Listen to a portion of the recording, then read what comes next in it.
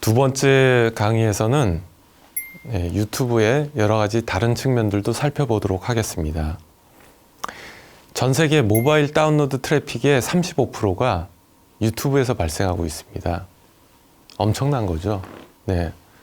모바일 트래픽 전체 중에 35%란 얘기는요, 전 세계 통신사업자의 망을 그만큼 무겁게 만들고 있다는 얘기입니다. 우리나라에서도 비슷할 거라고 생각이 됩니다. 그러면 유튜브에는 어떤 영상들이 사람들이 더 많이 보고 좋아할까요? 조사기관의 연구자를 보면요, 어린이 관련된 영상의 시청이 매우 두드러진다고 합니다. 그래서 어린이가 출연한 어린이의 영상, 그리고 어린이가 비출연한 어린이의 영상, 이런 것들이 어린이가 출연하지 않은 일반 영상보다 훨씬 더 많이 본다고 합니다. 여러분, 광고의 3B 법칙이라고 아시나요? 3B 법칙은 뷰티, 비스트, 베이비, 이 세 가지 법칙입니다. 그래서 아름다운 것이나 어린 것이나 동물이 나오게 되면 사람들이 많이 주목한다는 것이거든요. 그런데 유튜브에서도 동일한 결과를 보여주고 있는 것 같습니다. 그래서 전 세계의 유튜버들 순위를 보면요, 상위에 있는 분들이 어린이와 관련된 혹은 어린이가 출연한 그런 유튜버들이 꽤 많은 것을 알 수 있습니다. 전 세계 개인 유튜버 중에서 1위라고 할 수 있는 퓨디파이라는 사람은 구독자 1억 명을 돌파했는데요. 작년입니다. 2020년에 구독자 1억 명을 돌파했는데, 이분도 게임과 관련된 그런 영상을 만들고 있는데요. 이분 말고 상당히 많은 분들이 어린이 혹은 게임, 그런 영상들을 주제로 영상을 만들고 있습니다. 유튜브의 기능적 특성을 한 7가지로 정리를 할 수가 있는데요. 첫 번째는 정보 습득 기능입니다. 유튜브를 통해서 정보를 얻을 수가 있는 거죠. 두 번째는 여론 형성 기능, 세 번째는 동영상 컨텐츠의 재생산, 네 번째는 동영상 컨텐츠의 공유 및 전달 활동, 이런 것들이 되고요. 그 다음으로는 공동체 형성, 또 공공 또는 개인의 기록 보존, 그리고 마지막 7번째는 광고와 커머스가 융합된 오픈 미디어 플랫폼이라는 그런 특징을 가지고 있습니다. 아우르비라는 광고가 있었죠. 작년에 나온 광고인데요. 이거는 특정 주류 회사가 만든 광고입니다. 그런데 선택적으로 영상의 시나리오를 따라갈 수 있도록 만든 아주 재미있는 영상인데요. 이런 영상이 광고와 커머스가 융합된 그런 영상이라고 할 수 있겠습니다. 최근 신문 기사를 보면요, 직장인 4명 중에 1명이 유튜브를 운영하고 있다고 합니다. 평균 150만 원 정도 투자했다고 그러고요. 그런데 저는 이 기사를 보고 많이 놀랐습니다. 왜냐면 제가 회사를 다닐 때만 해도요, 이런 건 생각할 수가 없었죠. 직장을 다닌 사람이 부업을 이렇게 한다는 것이 사실 용납되지 않던 시절이 있었습니다. 그런데 지금은 많은 직장인들이 개인적으로 유튜브 활동을 하고 있다니까 참 세상이 많이 변한 것 같습니다. 유튜브는 사실 인정할 수밖에 없는 그런 긍정적인 면들을 많이 가지고 있습니다. 유튜브의 장르는요, 검색 포털을 능가하는 수준으로 다양한 장르로 구성되어 있습니다. 영화, 드라마, 공연, 게임, 이런 엔터테인먼트 전 장르가 들어가 있고요. 그리고 연령별, 그리고 취미별, 생활정보, 그런 컨텐츠들이 있습니다. 그리고 또 국가별, 문화별, 인류의 관심사 장르가 있고요. 전문적인 과학 장르, 그리고 정치, 법학과 같은 그런 여러 가지 장르들이 망라되어 있는 그런 공간이라고 할 수 있겠습니다. 유튜브의 가장 큰 장점이자 동시에 문제점은요, 이 공간이 양질적 측면에서 무제한의 사이버 세계라는 점입니다. 첫째, 유튜브는요, 기존의 미디어와 달리 사전적 규제나 게이트키핑이 거의 없습니다. 그리고 둘째, 국가적 장벽도 없고요. 문화적 할인이나 또 잘 만들어진 방송 콘텐츠에 대한 선입견 등이 작용하기 어려운 그런 노출 구조입니다. 또 셋째, 콘텐츠 내용 측면에서 윤리적 제약이 없고 제작자의 프레임에 따라서 어떠한 내용도 변형돼서 업로드 된다는 점이죠. 또 넷째, 업로드 공간에 제한이 없는 무한대의 공간이고 그 공간이 계속 확장되는 우주와 같은 세계라는 점입니다. 매 초마다 한 100여 개 정도의 동영상이 업로드되고 있기 때문에 사후적으로도 문제가 있는 동영상을 경고하거나 삭제하는 것은 유튜브의 알고리즘에 따라 기계적인 절차에 그치게 되는 것이 또 현실이죠. 물론 각국마다 법률이 정하는 사후적 규제가 있습니다. 우리나라도 그 규제가 있죠. 그런데 국경이 없는 유튜브의 특성상 모든 인류가 공감할 수 있는 사악한 내용의 일부만 사후적으로 제재될 수 있다는 점에서 잠재된 위험성이 큰 미디어 플랫폼이라고 할 수 있겠습니다. 유튜브의 긍정적인 영향은 꽤 많습니다. 유튜브가 기존의 공적 영역 또는 상업적 영역의 미디어 플랫폼으로부터 독립된 위치에 존재하기 때문에 비록 일부분일지라도 비영리적이고 건전한 사용자의 경험을 전달하는 계몽과 교육의 온라인 전당이라는 점에서 매우 긍정적으로 볼 수도 있습니다.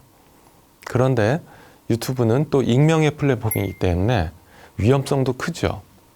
그래서 익명의 존재들이 정제되지 않은 동영상을 업로드하고 또 익명의 페르소나에 둘러싸여서 환호하는 그런 세분화된 카테고리와 무료로 제공되는 우주급 무한대의 공간이 제공되는 차원이 다른 디지털 트윈 세상이라는 것이 우리가 유의해야 될 점이라고 생각됩니다. 게릿 하딘이라는 연구자가 이런 발표를 했었습니다. 공유지의 비극이라는 개념을 발표를 했었는데요. 공유지의 비극은 뭐냐면 자연의 상태에서 사람들이 자신이 가진 자원보다 공동으로 사용되는 자원을 더 많이 황폐화시킨다는 그런 내용입니다. 또 그레샴의 법칙이라는 것도 있죠. 악화가 양화를 구축한다는 내용인데요. 역시 공유지의 비극이나 그레샴의 법칙처럼 유튜브가 황폐하게 될 수 있는 그런 공간일 수도 있다는 거죠. 그래서 자연의 상태에서 궁극적으로 저절로 악해질 수밖에 없는 익명의 미디어 플랫폼이라는 점에서 어떤 선한 경제 주체나 정치 세력도 유튜브 여론을 중심으로 모은다는 것이 어렵다는 것을 우리가 알 수 있었습니다. 사실 여러분들이 유튜브를 통해서 크리에이터 활동을 하겠다고 한다면 여러 가지 고민을 해야겠죠. 그렇지만 사실 구독자 증가에 대한 절대적인 공식은 없습니다. 만약 여러분들이 유튜브 활동을 한다고 한다면 천천히 가도 된다는 것을 제가 말씀드리고 싶습니다. 여러분들은요, 스스로 백종원이 아니다 라고 생각하시면 됩니다. 단기 목표를 너무 높게 잡지 말도록 할 필요가 있고요. 그리고 이미 성공한 유튜버의 조언에 너무 끌려다니지 않도록 하는 것이 좋겠습니다. 사실 시청자들은요, 여러분들의 성장을 지켜보고 있습니다. 그런데 여러분들의 채널은 친구는 물론이고 가족들도 구독하고 싶어 하지 않고요. 그리고 구독자 1000명이 된다고 그래도 사실 큰 돈은 되지 않습니다. 그래서 여러분들이 만약 유튜브를 한다고 그런다면 구독자가 없어도 좋으니까 1년에 영상 몇백 개 정도는 만들 때까지 꾸준히 할 만한 그런 주제를 잡아보는 것이 좋을 것 같습니다. CJ ENM에서 다이아TV를 운영하고 있는데요. 그 다이아TV에서 대도서관이나 보겸이나 여러 유명 유튜버들을 관리하던 팀장님이 계십니다. 그 팀장님이 저한테 하신 말씀인데요. 유튜브를 하기 위해서 어떤 능력이 가장 필요하겠느냐? 가장 필요한 능력은 꾸준함과 소통이라고 말씀하시더라고요. 누구나 유튜브를 시작하게 되면 중간에 그만두고 싶은 생각이 듭니다.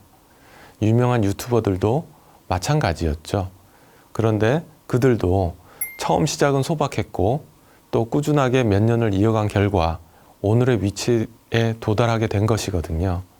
그래서 여러분들이 만약 유튜브를 한다고 그런다면 꾸준하게 오래 하는 것을 생각해 볼 필요가 있겠습니다. 구독자가 한 10,000명 정도면요, 그 채널은 운영자의 것이라고 할 수 있습니다. 그런데 구독자가 10만 명이라면 그 구독자와 함께 만들어가는 채널이 되는 거죠. 그런데 구독자가 100만이라면 어떨까요? 구독자가 100만이라면 그 채널은 구독자의 채널입니다. 운영자가 주인이 아닙니다. 구독자가 원하는 것을 찾아야 하고 구독자가 요구하는 것을 몸소 만들어줘야 하는 채널인 거죠. 그런데 100만이 넘었다고 운영자가 구독자의 왕처럼 생각하고 잘못된 인식에 사로잡힌 경우가 있습니다. 항상 정상에 있을 때 조심하는 것이 제가 볼 때는 바람직할 것 같습니다. 그래서 자신이 유튜브를 한다고 그런다면 조금 유명해졌다고 해서 지나가는 나그네와 말다툼을 하거나 특정 집단을 비하하거나 비윤리적인 행동을 하는 것을 피해야 하겠죠. 여러 가지 조건에도 불구하고요, 본인이 본격적으로 유튜브를 하겠다고 한다면 수익이 발생하는 본업을 저는 별도로 갖기를 원합니다. 만약에 여러분들이 수익이 있는 본업이 없이 유튜브만을 한다 그러면요, 어떤 일이 벌어질까요? 네. 취미로 유튜브를 하면요, 유튜브가 나의 피난처가 될 수 있습니다. 그런데 유튜브가 나의 직업이 되면 피난처는 없어지는 거죠. 그리고 나만의 즐거움을 가져다주는 안식처가 사라지는 겁니다. 그래서 간혹 기사에 유튜브 구독자가 10만이 넘었다고 해서 회사를 과감하게 퇴사했다거나, 그래서 과로에 지친 나머지 현재의 인생을 너무 후회한다는 사례가 나온 적도 있었습니다. 그래서 유튜브를 한다고 그러면 구독자나 수익에 대한 욕심은 약간 접어두는 것도 좋을 것이라는 생각입니다. 또 한 가지, 직업과 취미 그리고 운과 실력도 구분할 필요가 있습니다. 어떤 것이 나의 운이고 어떤 것이 나의 실력인지도 다시 한번 생각해 볼 필요가 있겠죠. 만약에 군인이나 공무원이나 아니면 선생님이나 교직에 있는 분들이 유튜브를 한다면 어떨까요? 그런 분들은 대부분 겸직금지 규정이 있습니다. 그래서 유튜브를 하게 되면 별도의 수익이 발생되지 않도록 할 필요도 있습니다. 뭐든지 욕심이 일을 그르치게 만드는 거죠. 그래서 멀쩡한 직업이 있다면 할 수 있는 한 오랫동안 유튜브를 취미로 재미 즐기면서 하는 것이 좋겠습니다. 유튜브는요, 돈을 쫓기보다는 사실 인간 삶의 흔적을 기록하는 측면에서 매우 좋은 도구입니다. 그래서 나의 일상, 내가 살아가는 모습, 나의 가족, 이런 것들이 자연스럽게 녹아든 그런 영상을 만드는 것도 좋을 것이라는 생각이 듭니다. 제 주변에 바람직하게 유튜브 채널을 운영하는 사례가 있어서 소개를 해드릴게요. 첫 번째는요, 삼성그룹의 계열사에 다니는 40대 김 부장입니다. 이분은 2006년부터 지금까지 거의 15년 이상 유튜브 채널을 운영하고 있습니다. 그는요, 지금까지 1000개가 넘는 동영상을 보유하고 있는데요. 제가 보니까 일주일에 최소 4개에서 6개 정도의 영상을 업로드하고 있더라고요. 영상의 주제는 개인의 일상 녹화, 브이로그 유형, 그 정도입니다. 그의 가족과 주변인들의 삶의 기록이라고 할 수 있죠. 여행 기록, 테니스와 헬스장에서의 정기적인 운동, 음악과 관련된 취미 활동, 가족의 기념일 행사 등 가리지 않고 촬영한 영상을 편집 없이 그대로 올린 것이 대부분입니다. 최근 들어서 손쉬워진 편집 기술을 배워가지고 제목과 약간의 자막을 넣긴 하는데요. 그분은 영상 편집에 그다지 공을 들이지 않습니다. 이유는 회사 생활과 일상의 활동 등으로 편집에 할애할 시간이 부족하기 때문이죠. 그러다 보니까 영상에 별다른 조작의 흔적도 없고 영상 속의 가족들과의 잡담을 들으면서 그와 같이 생활하는 듯한 묘한 동질감을 느끼게 합니다. 비록 구독자 수는 얼마 없지만 제가 볼 때는 가장 보고 싶은 그런 채널이 되기도 합니다. 또 다른 바람직한 유튜브 채널의 운영 사례로요. 프리랜서 전문 강사인 60대 김 박사의 채널이 있겠습니다. 제가 채널명을 여기서 공개하진 않는데요. 이분은 2012년에 채널 개설을 했는데 영상 한두 개 올려놓고 거의 운영을 하지 않았습니다. 그런데 최근에 코로나19가 계기가 되었죠. 팬데믹으로 기업 강의수가 급감하면서 이분이 평소 사회 변화에 대해서 관심 많고 늘 트렌드에 대한 연구를 하던 분이었기 때문에 유튜브가 그분의 최적의 강의 장소가 되어준 것입니다. 2020년 가을부터 본격적인 영상 제작을 했는데요. 국내 오디션 프로그램과 K-팝에 대한 그분의 차별화된 분석 영상이 트로트 열풍에 힘입어서 히트를 치기 시작한 거죠. 불과 수개월 만에 그의 채널이 엔터테인먼트 분야의 인기 채널이 되었습니다. 지금 현재는 수익 가능한 채널이 된 것이죠. 이분처럼 본업에 어떤 영향이 있을 경우에 취미처럼 생각하던 유튜브가 본격적인 그분의 또 다른 활동 무대가 되기도 하는 것 같습니다. 마지막 사례를 하나 말씀드릴 건데요. 요거는 이제 시청자로서 바람직한 사례가 어떤 것이 있는가 찾아보다가 제가 발견한 것입니다. 서울에 거주하는 50대 한모 씨의 사례입니다. 어렵기로 소문난 국가공인시험에 최근 합격을 하였는데요. 그분이 2년 동안 이 시험을 준비하면서 어떻게 했는지 제가 얘기를 듣고 깜짝 놀랐습니다. 왜냐하면 이분이 공부한 방식은 오직 유튜브 시청이었기 때문이죠. 이분은 시험을 치기로 마음을 먹고 중고 서점에서 관련 책을 구입했습니다. 그리고 학원에 등록을 하지 않고 대신 유튜브에서 강의하는 각종 정보를 시청하면서 시험을 준비했습니다. 사실 시험은요, 법 관련 지식과 사례를 학습해야 되는데, 중고서적이기 때문에 법이 개정된 이후에 많은 부분이 바뀌어 있었던 것이죠. 그래서 이분은 유튜브에 강의를 들으면서 손으로 직접 메모하고 별도의 학습 노트를 정리하면서 수험 시간을 보냈습니다. 이분은 학원을 다니지 않고요, 유튜브만으로 시험에 합격했는데요. 사실 이런 내용이 어디 수기에 남아있지 않기 때문에 제가 볼 때는 처음 공개하는 사례가 아닐까 이런 생각을 해봅니다. 그래서 이런 부분들도 제가 볼 때는 유튜브를 활용한 긍정적인 사례라고 할 수 있겠습니다. 제가 지금까지 유튜브의 어떤 특징, 그리고 유튜브를 잘 활용하기 위한 방법, 유튜브 채널 한다면 어떻게 하는 것이 좋겠다 하는 것들을 말씀을 드렸었습니다. 사실 어떤 측면에도 정도는 있을지 몰라도 왕도는 없습니다. 그래서 여러분들이 유튜브 채널을 시청한다든가 아니면 유튜브 활동을 한다든가 할 때 너무 빠른 길로 가려고 하지 않는다면 여러분들의 생활에서 많은 활력소가 돼줄 수 있다고 생각합니다. 그리고 또 한편으로는요, 이건 저만의 생각일 수도 있는데요. 유튜브가 언제까지 이 세상에 남아있을지 그건 사실 모릅니다. 그렇죠. 페이스북도 불과 10년 전에 오늘날의 모습이 아니었고요. 유튜브도 10년 전에는 오늘날의 모습이 아니었습니다. 유튜브는 4차 산업혁명의 기술에 따라서 많은 진화를 하게 될 겁니다. 영상을 만드시는 분도요, 유튜브 영상을 만드는 기술들이 많이 바뀌게 될 거라고 저는 생각합니다. 최근에 딥페이크라고 하는 기술이 나오기 시작했죠.